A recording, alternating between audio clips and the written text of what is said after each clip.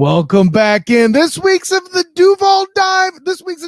Duval Dive has come upon you. Rookie minicamp coming up here very soon. Of course, I am Kyle Nash, the student of the game of Jaguar Report, here to greet you in for this week's installment. And let me introduce you to my personal champion who will be in the building for rookie minicamp, my man, Travis Holmes. What's going on? Welcome, representing Big Cat Country once again, and you'll be doing so up there in the Duval proper, so to speak. That's going to be fun for you. I can guarantee you that. But thanks for coming in, man. What you looking forward to seeing while you're there tomorrow?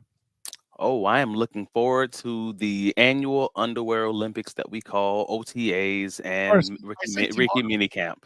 While you're there today, actually. Oh, the magic technology. To let everybody have a little look see behind the curtain. Obviously, we are pre-recording, so at the time that you're looking at this, we'll be getting ready to go right on the field and talk to the players. Hang out, watch everybody doing some catches, getting into the playbook, just catching up on everything they've been up to this offseason. It's going to be a good time. Listen, as we wrap this up, just make sure you head over to Travis D. Holmes on Twitter, doing the thing there, of course. That should be fun. And yeah, I get it. Underwear Olympics. You can call him BTJ to his face and sound like one of the cool kids there with Brian Thomas Jr. You can see how large beef can actually be. You could throw more props at a kicker. Okay, I guess. But yeah, with all that in mind, rookie minicamp is upcoming. And Travis, with all that, we've talked a lot so far about things we felt like worked with this draft season, with this off season, and we've been generally positive. I know that there were certain things we would rather have seen gone better. Calvin Ridley, for example, and the way that situation went was obviously not perfect. Probably would have loved to seen more, let's say, attention paid to the DBs. Yes, I'll even agree with you on that. No offense to Savage. I think him coming in is helpful and all that. That's a whole other question. We'll get into positional breakdowns later. Right. We still got plenty of time for that before that all comes to fruition there. But there's a phrase that you've been associated with on this show, even though you're a Jags fan. And no, yes, I'm not talking about this team makes you drink. I mean, one that would have you fitted for a red hat. And that's make Travis Etienne great again. And it's funny. We've talked about that, whether it be a little bit with T. Wiggs a few weeks back before the draft, last week with Jamal St. Cyr after the draft, and all of that. I still feel like, though, that's something that's not being talked about enough. Are they not paying the proper attention to that topic in your mind? I can't say that they're not paying proper attention to it. I just don't know that I personally feel like they've paid enough attention to it. That's to say that their job is to try to get the most out of the players that they have with giving the least amount of resources towards it. And that I fully understand it. It's that whole efficiency. How much can we squeeze? That corporate? How much can we squeeze out of this situation? It is, kind of right? Everybody keeps reminding us, right? Right. So that I do truly believe that is the way that it's being looked at this current moment in time. You kind of run it back with the vast majority of the same O-line, and you make a small flip. You get Mitch Morris, who comes on in, and you potentially, it sounds like you're taking out Luke Fortner and sliding Morrison, and everything should be hunky dory, right? That's the dream, that's the hope, right? It was just all his fault, and everything's great, and we know that's not how it works. But we've had the conversation talking about the acquisition of Gabe Davis and how he's going to impact positively in the running game. The acquisition of BTJ, even both of these guys are able to block well, and that should theoretically help out with the running game. Dope. Awesome. A little bit less finesse. I'm down with that. However, we still have the conversation of how good is Mitch Morris? And we don't really know that, because all the film that you've seen, all the advanced data kind of backs it up that he's pretty much just a middle of the pack run blocker, but he's a really dang good pass blocker. All right, awesome. So what does that mean for ETN? Hopefully that's still a middle of the pack run blocker is still better, significantly better than third worst or second worst in the NFL run blocker. It is still an upgrade, is what you're saying. Yeah, so I mean that can make at minimum that's make ETN good again level. So there's still questions. They're leaning on the advancement or the development of the rest of that line. Hopefully, you don't have an injured Ezra Cleveland as we had towards the end of last season when after he came over in his trade. Hopefully, we don't have the rotation of the left tackle. At one point, what Blake Hans had one game at tackle. You had Cam Robinson. You had Walker Little. You had Walker Little playing guard at one point, and Ben Barch. So all that rotation, hopefully, just a healthy line. If you can get past all of that, then maybe, just maybe, you could have a make ETN great again season. And I think that is the hope. I think that's the dream, at least. Yeah, and for context here, there's something you posted, I think both on your Facebook and your Twitter, that referred to the performance of the line. One of your famous charts. But there's some, just for concept, like Trevor was the 9th best amongst quarterbacks, and having the sacks being his fault doesn't typically happen compared to his brethren there taking snaps. No surprise that the center Luke Fortner was the 4th worst in the league. The left guard rotation was fascinating with Ezra Barch and Ezra Cleveland, Barch, and Little all having turns at left guard. They're among the 8th worst.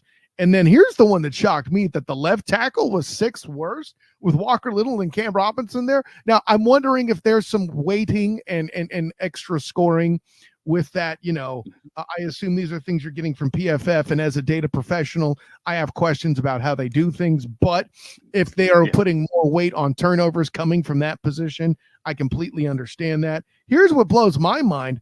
The right guard, Brandon Scherf, is grading out as the 2nd best in the league.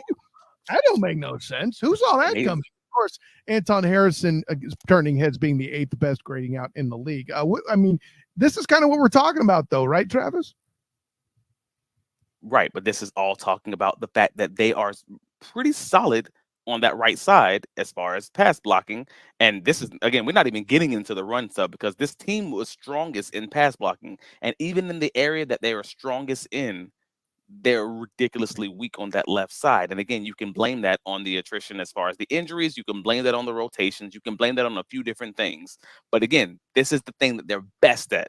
And the thing that they're best at from the center throughout the entire left-hand side of that line was all pretty bad, pretty rough.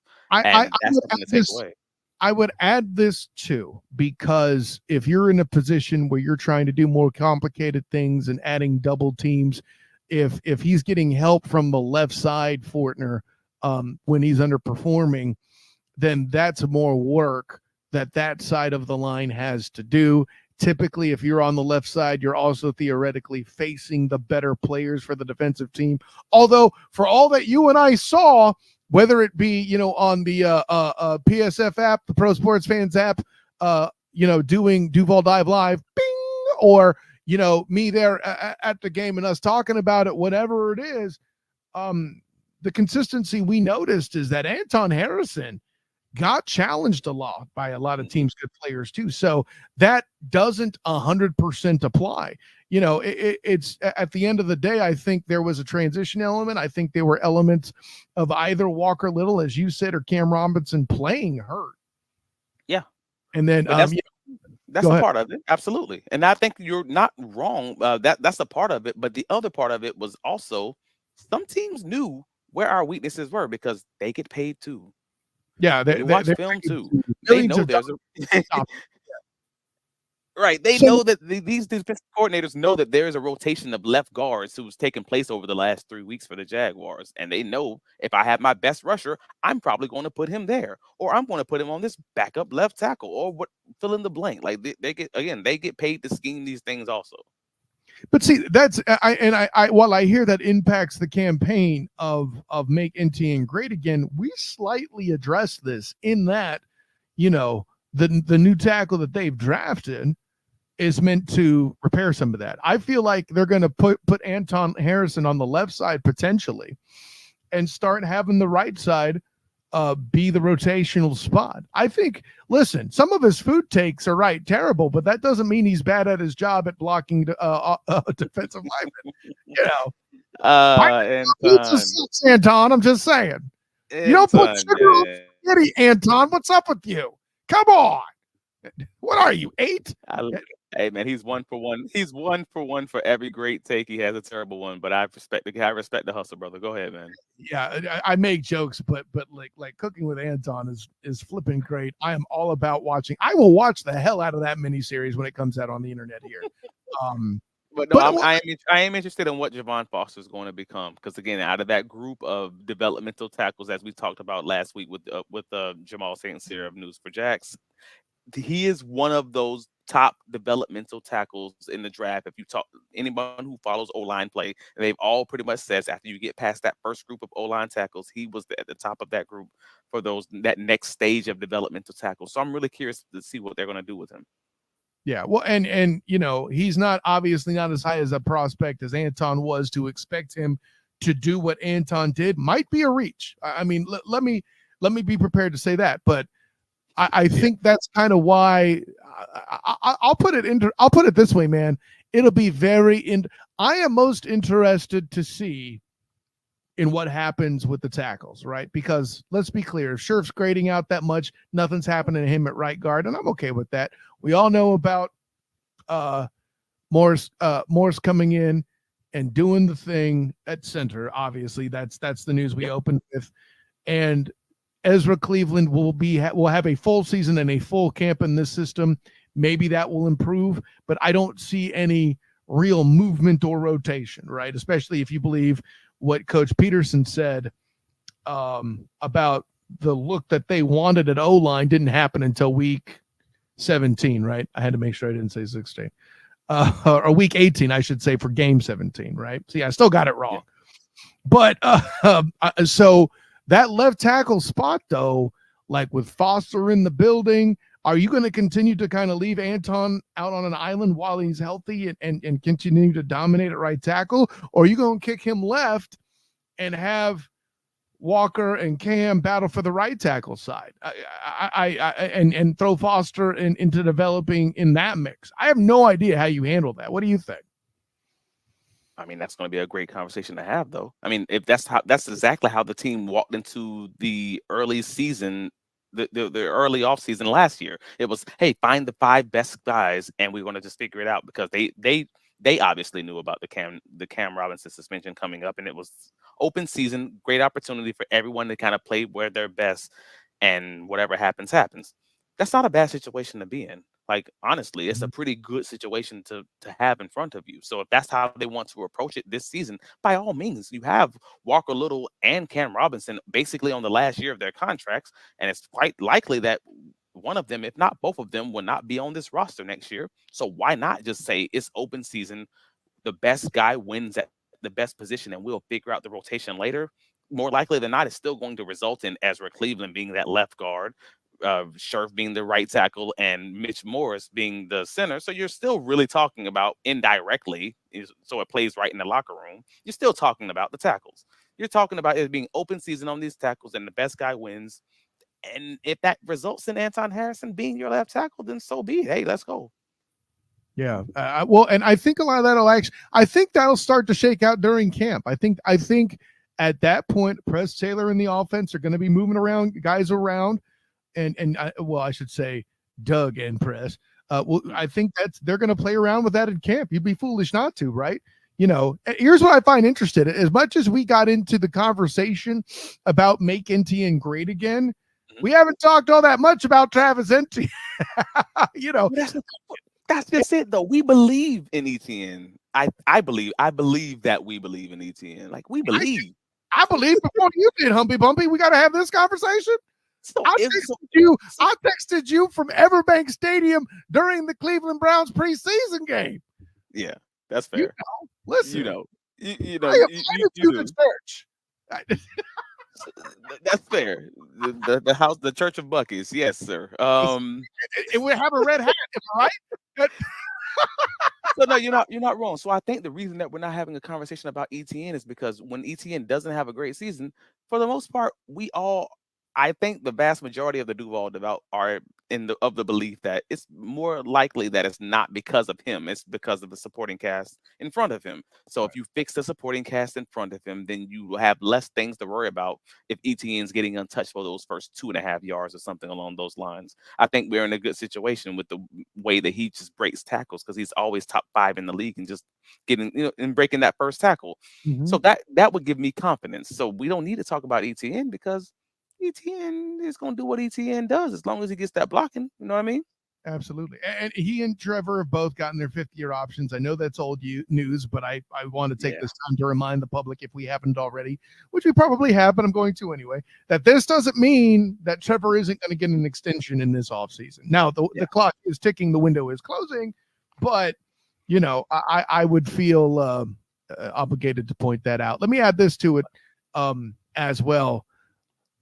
I feel like Doug Peterson not necessarily with Bigsby, although maybe they'll develop him a little bit more. I don't know. But with Brendan Strange, with Evan Ingram, with the guys they got that can block from the tight end spot, I think they have enough supplemental blocking to do other things with running plays in general. We've said at plenty of clips, their run blocking got better on the outside with Gabe Davis. I really wish people would stop getting clicks by acting like Gabe Davis's friggin' job is to replace Calvin Ridley. It damn well isn't. Stop it. Be smarter. It's just the same as you morons trying to tell me that Mac Jones is going to supplant frickin' Trevor Lawrence. Just stop with the dumb. Do better. Okay. Right.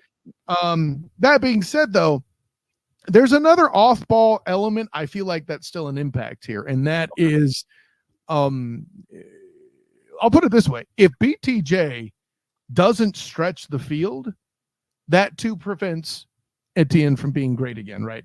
And that literally could mean, if he's hurt for a game or two, as some rookies are on occasion. I mean, not to actually cite Etienne, that's not what I mean. But him missing the season's a possibility.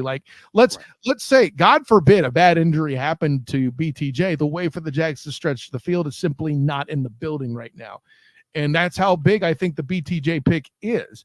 Because with that element, you're going to stack the box. The degree of difficulty to run is obviously raised. Do you buy that theory of what I'm saying? That's how BTA is to the campaign.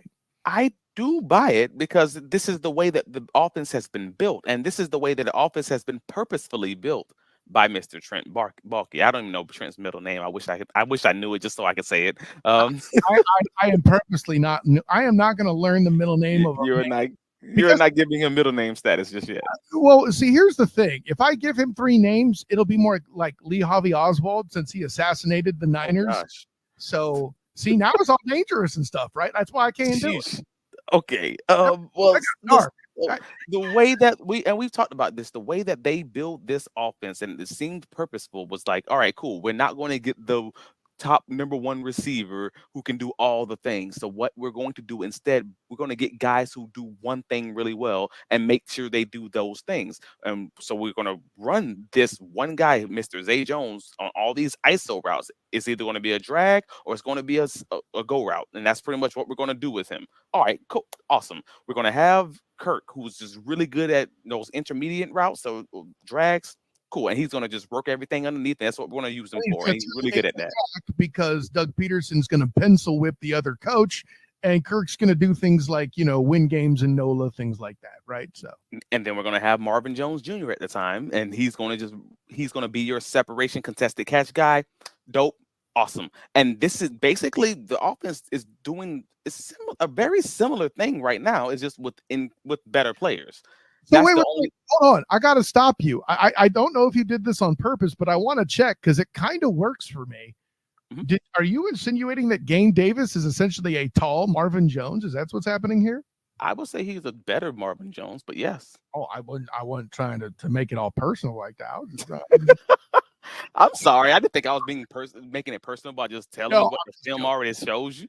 No, I never thought of it that way. Is my point. That's incredibly fascinating. I like that. It's an experienced guy who isn't necessarily elite, but has put in a damn fine contribution in a franchise. I think that's a great point. And much better at working the seams. That's the only major difference between the two of them. But he's still solid at the contested catches and not scared of running between those hashes and taking those hits. And that's going to grab the attention of the safety. Here for it, cool. Gabe is big enough to deliver a little bit of punishment. It ain't no come, correct? That's also a good point. Speaking of punishment, we have not. And I'm sorry I didn't bring it up when we were talking about the Mitch Morris conversation earlier, but it just you said it and it's front of mind. We have not talked about his concussion history. We haven't talked about the fact that we are one injury away from Luke Fortner still being the starting center for the your 2024 Jacksonville Jaguars because he's had 6 concussions in I believe this 8-year career. I'll say this, and it's a fine point. I think an element of those concussions, not all of it. I mean, 6 is a lot. Some of that is going to be his technique. That tells me he uses his head too much, and lowers his head too much to make big hits. So that's a problem. Obviously, I think I don't know that you coach him out of that necessarily more than you keep him out of situations where he'll do that. What do I mean? Listen, we've seen Trevor run, but he does not run at the same clip nor at the same reckless abandon that Josh Allen does, right? So I feel like Morris will be put in fewer situations where he'll use that head leading block, on a running situation. Because centers are guys that are apt to go to the second level because they're usually air quotes. Wasn't true on my offensive line personally, but that's another question. But usually the center is the best athlete on the O-line, right? Right. So, keeping him out of situations. They say that the offensive and defensive line meet at a car collision every snap. To keep that collision from being a head-on crash in the second level, getting away from Josh Allen's a big step, and that would take him kind of out of harm's way. I'll give it that much credence, but yeah, this is that depth conversation. Or hell, you know what? Let's try Walker Little at center. Why the hell not? Like, and I'm sorry, I was actually incorrect. I just realized I was off. He's had 7 concussions in his 8 years. My apologies. He had one last year, and I didn't have that counted from the article I was reading earlier. Yeah, I did. My answer stays the same with that. I mean, listen, all it does is add credence to Josh Allen, is the Taylor Swift. It's him high. He's the problem. It's him, right? Sure. Let's go with that. But it's a good situation if it works out. But otherwise, it does have that feeling. And again, this is me who supports the team, who believes in the team and wants to believe in the idea of what they're building. But also owns a T-shirt that says "This team makes me drink." This team makes me drink because this team makes me drink.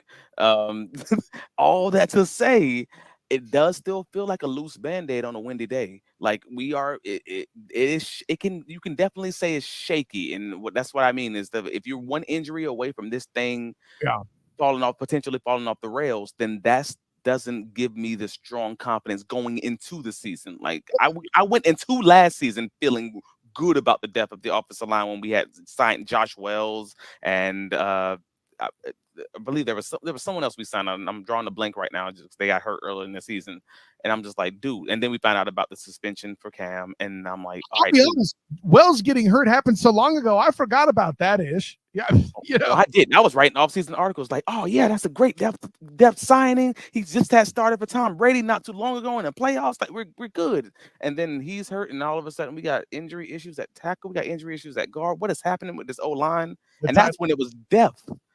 The title of the next article is "What had happened was." So walking into this camp and having that thought process about the center and knowing you have a center who is solid but also has a long history of concussions, that is worrisome. And that's not the only thing we have to worry about. We haven't even talked about cornerback. We haven't talked about edge depth. We haven't talked about all these things that are additional items where we could really use another guy.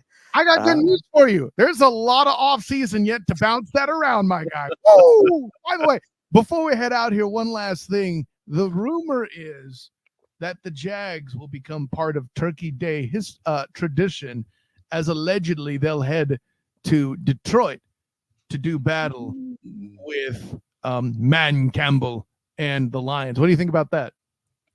I think I am enjoying these cat fights. That seems to just keep happening every year between those Detroit dang Lions and these Jaguars. Man, it's becoming a natural rivalry ever since Trevon Walker and Hutchinson, and it feels that way. They were bad, then they got good at the same time. And we're bad, and we get good, and it's been a very similar mirror comparison when they do good things and they're always compared against us and we're compared against them, and it's just like, dang. Yeah, if this is true, if true, because that's the rumor mill, is that the Jaguars are going to be playing the Lions on Thanksgiving, and if it's true, oh boy, that's going to be either an incredible day or a terrible day. But the Jaguars do have a pretty extensive history of having problematic primetime games, we'll say. Uh, So I would like for the Jaguars for this to be the different year where they don't ruin the holidays. That'd be great. I'll say this: they did fine in NOLA Thursday night. Okay, yes, This past season. you're right. So Okay. I could argue Foster Moreau dropping that touchdown Mm-hmm. is a On big Buster, part of that. on Buster Brown. Yeah, yeah, yeah. I ain't going front on that.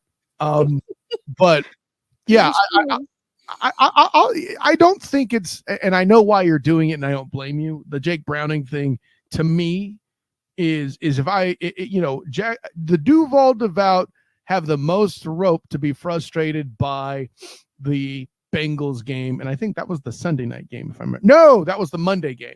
So Monday night was this big fanfare the first time, and I forget how long it was. I wrote about it on Jaguar Report. Bing! But yeah, like, let's just put it this way. It was twice as old as both my kids, I felt like, right? So, but that part with just the way that game went, Trevor getting hurt at the end, like that was an everything went wrong kind of night. I get it.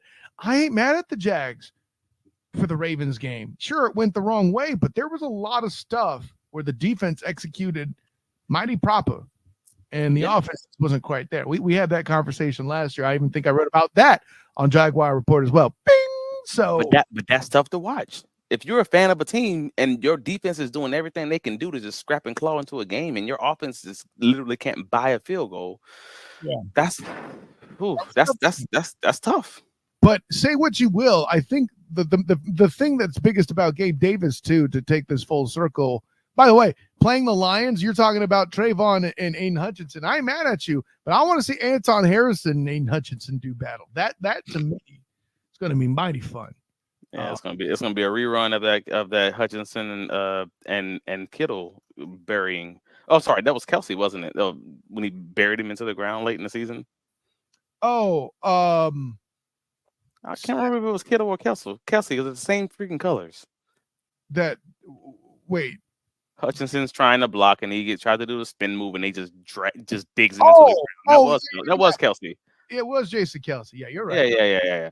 I'm just saying that I would love to see a rerun of that, just because I think that would end the conversation of whether it was Trayvon or whether it was Kelsey, because that's just not whether it was Walker, because that's not something you've ever seen happen to Trayvon to date. But yeah, no, that's a good point. Probably will not.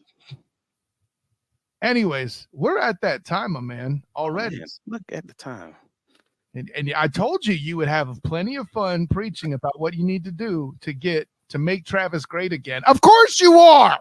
Anyways, Travis, tell him where you can be found. Hey, man, you can find all my writings covering the Jaguars at bigcatcountry.com. You can find me here every Friday, 11 a.m., wherever you catch your podcast. I mean, if you're listening to us right now, just catch it the same way. Come on, man. Get it while it's free. You can find me on the South Florida Tribune, all their podcasts as Pundits, Inside the Pigskin, the Sports Exchange, wherever you get your podcasts, exactly the same way.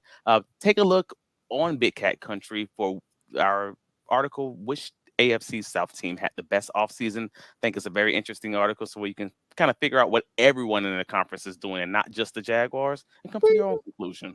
Yeah, know thy enemy is a fair thing as well. By the way, follow Big Cat Country and Travis as well for the work he's going to do while at rookie minicamp during this weekend. Of course, I'm Kyle Nash, the student of the game. You can find me on Twitter, Instagram, and Threads at the SOTG.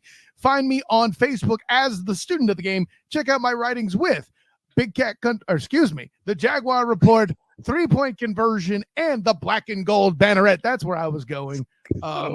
check that as well. Just wrapped up my coverage covering the Orlando Magic for A7BN Sports, and also the Student of the Game podcast, 9 o'clock Wednesdays, 9 Eastern. So check that out. Get your fix of anything sport at night there. Got a lot of quality NBA talk going. That's been a lot of fun. So yeah, with all that in mind, until next time, my friends, an honor, joy, and privilege. Till then, class dismissed.